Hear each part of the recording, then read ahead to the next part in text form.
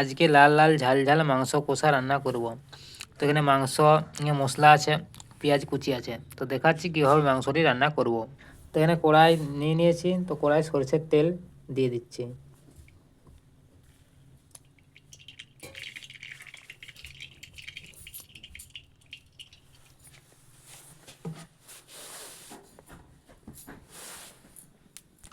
তেল গরম হয়ে গেছে, এবারে একটা তেজপাতা দিয়ে দিলাম।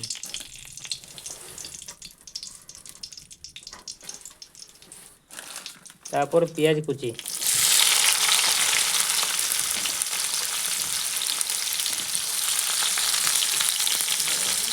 পেঁয়াজগুলো লাল লাল করে ভাজি নেব।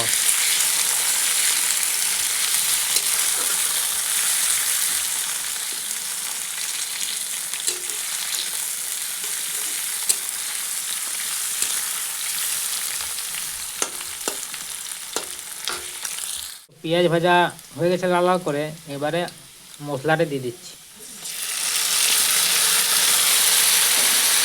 তো মশলাটাকে কষিয়ে নেবো কিছুক্ষণ।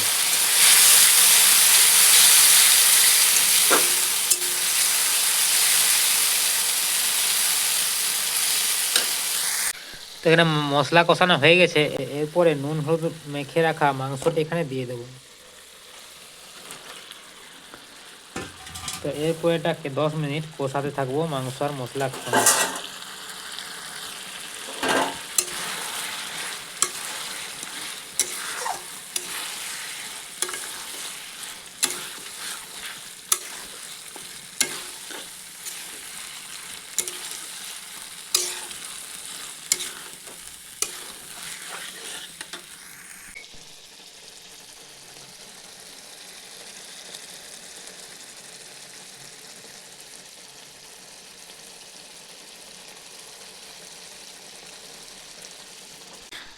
তো মাংস কষানো হয়ে গেছে, তো মাংস থেকে তেল বেরিয়ে গেছে। এরপর এখানে জল ঢেলে দেবো।